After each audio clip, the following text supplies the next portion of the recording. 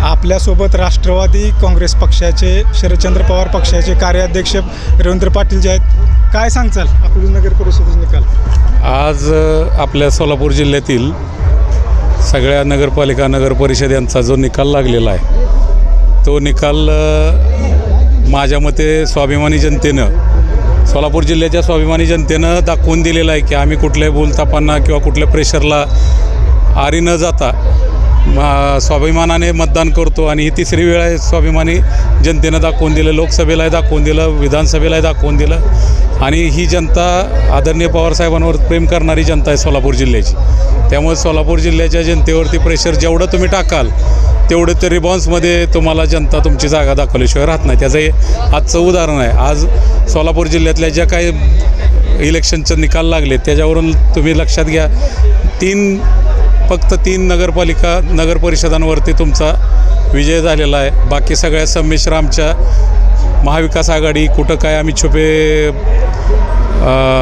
ही केलेले होते, युती केल्या होत्या, काही ठिकाणी उघड युती केल्या होत्या. ह्या सगळ्या मिळून जे काही निवडून आलेले आहेत ते सगळे भाजपच्या विरोधात आहेत आणि भाजप विरोधी जनता झालेली आहे. तरी माझे एक म्हणणं आहे की त्याच्यावरून अकलूजचाही निकालाबद्दल मला बोलायचं आहे. अकलूजमध्ये 27 नगरसेवक आणि एक नगर अध्यक्ष अशी 26 नगरसेवक आणि एक 27 नगराध्यक्ष अशी निवडणूक पार पडली. या निवडणूकमध्ये साम दाम दंड सर्व प्रकारचा प्रयत्न भाजपने केला. भाजपने म्हणण्यापेक्षा पालकमंत्री आणि आमचे माजी आमदार तालुक्याचे यांनी बराच काही प्रयत्न केला. दहशत वाजवली.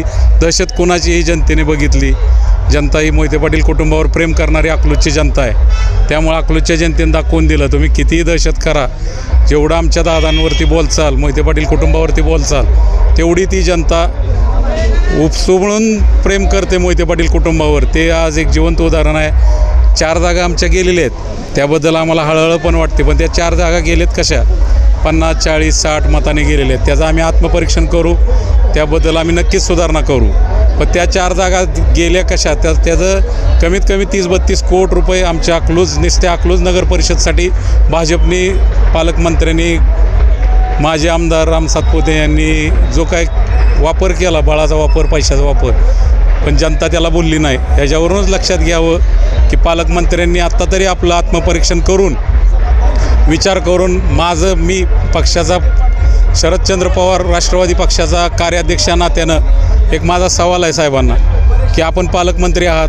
माळशिरस तालुक्यावरती, सोलापूर जिल्ह्यावरती जे काय प्रेशर आपण टाकत आहात, जनतेचे पालकत्व स्वीकारण्यापेक्षा तुम्ही जे प्रेशर टॅक्ट वापरताय ती बंद करून पालकत्व स्वीकारा. नसेल तर आपल्या पदाचा राजीनामा द्यावा आणि झालेल्या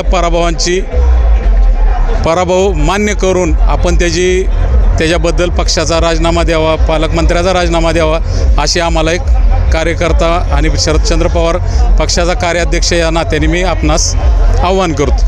तुम्ही जिल्ह्याचा पालकमंत्र्याचा विषय काढला. जिल्ह्यात जे भाजपने इन्कमिंग सुरू केलं तर अनेक बडे नेते त्यांनी आपल्यात घेतले, त्याचा काय परिणाम झालेला जाणवतो का? तुम्हाला दिसून आला असेल ते इन्कमिंग भरपूर घेतलं त्यांनी भाजपमध्ये. आता माळशिरस तालुका, सोलापूर जिल्ह्यातून घेतलं, मोहोळमधून घेतलं, माढ्यातून घेतलं इन्कमिंग.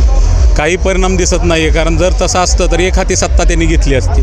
भाजप सगळीकडे भाजपच्या चिन्हावरती जे उभा आहेत ते सगळे निवडून आले असते. पण तुम्ही स्वतः पाहताय की तसं काही झालेलं नाही आहे. इन्कमिंगचा फायदा नाही, उलट त्यांना त्याचा तोटाच झालेला आहे. त्यांनी त्याच्यावरती विचार करावा.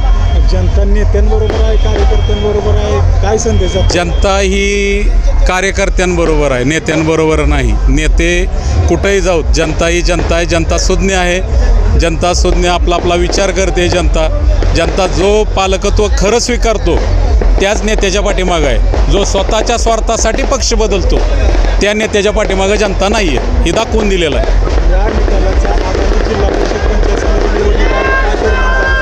आमची नक्कीच सोलापूर जिल्ह्यामध्ये एक हाती सत्ता ही महाविकास आघाडीची येईल, एवढं ह्या निकालांवरून आम्ही तरी आज ठामपणे सांगू शकतो. जनता आमच्याबरोबर आहे. जनता स्वाभिमानी आहे. जनता जिल्हा परिषदमध्ये पण 4थ्या वेळेस यांना दाखवून देईल.